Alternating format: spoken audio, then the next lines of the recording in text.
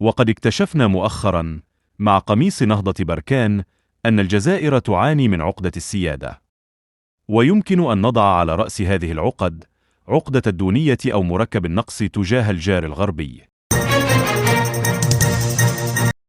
ومن الملاحظ أن معظم الجزائريين يعانون من عدة عقد، فمنهم من يعاني من عقدة الهوية، ومن يعاني من عقدة التاريخ، ومن يعاني من عقدة الأصل، ومن يعاني من كل هذه العقد وغيرها مجتمعة.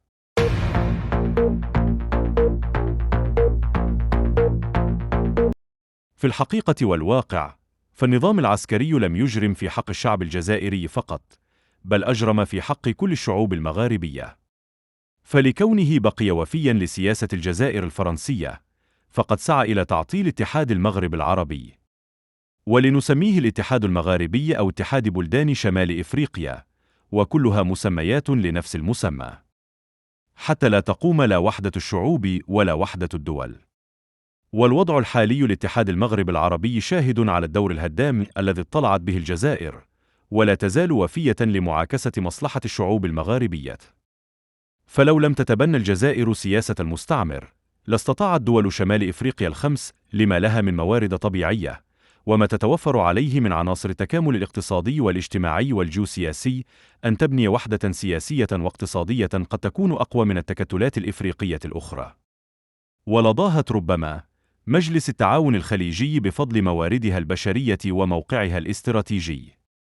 لكن غباء النظام الجزائري وتبعيته للمستعمر وشعوره بالدونية أمام المغرب، تذكروا صرخة أحمد بن بلة: حقرونا إخواني، حقرونا، جعله يعمل على التفرقة لاعتقاده أن ذلك سييسر له الاستفراد بقيادة شمال إفريقيا، بل وإفريقيا كلها.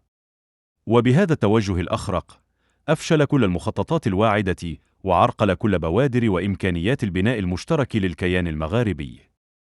وما ذكرنا بهذا الأمر إلا لتبيان مدى عبط النظام الجزائري، وإلا فإن الموضوع مفهوم ومعلوم، فقد تناوله الساسة والخبراء بالدراسة والتحليل. ولم يكن هذا التذكير إلا لجعله مدخلا للحديث عن الفعل الإجرامي الذي ارتكبه النظام في حق الجزائر وشعبها. ونتفهم رغبة أغلب النشطاء المغاربة في وسائل التواصل الاجتماعي في أن يظفر عبد المجيد تبون بعهدة ثانية، فهم يجدون في خرجاته الإعلامية مواضيع متنوعة صالحة لتنشيط حلقات الضحك والتندر عليه وعلى النظام العسكري. ولذلك فهم يخافون أن يفقدوا هذا المصدر الملهم للسخرية التي يثيرها إما كذبه المفضوح أو حركاته البهلوانية أو كلامه الذي ليس له لا ساس ولا راس.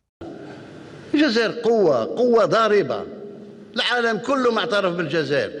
فإن بلادي انطلقت ببرنامج تحلية مياه البحر، وسنصل مع نهاية سنة 2024 إلى إنتاج 1,300,000,000 متر مكعب يوميا إن شاء الله.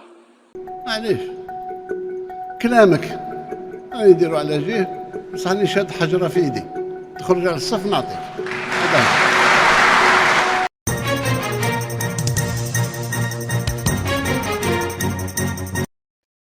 وفي بلاد رئيسها بهذه المواصفات، فكيف سيكون باقي المسؤولين والمبردعين من الشعب؟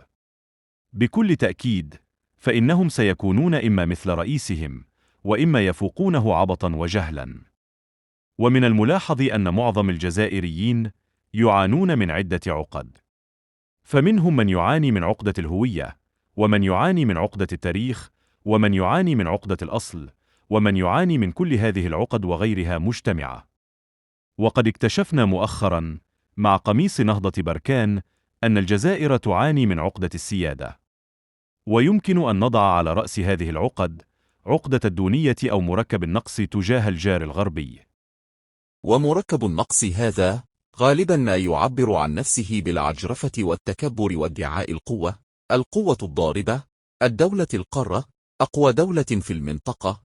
لكن هذه القوة الضاربة لا تتوقف عن الشكوى، بحيث جعلت من نظرية المؤامرة الجزائر مستهدفة، الجزائر محسودة، المشجب الذي تعلق عليه كل فشلها. فالجزائري بغض النظر عن مركزه، وزير، برلماني، قائد سياسي، إعلامي، مواطن عادي، يجد لذة وتنفيسا عن كربه النفسية في لعب دور الضحية. إلا أن هناك ذبابا يطن متمثلا في السيد لقجع هذا.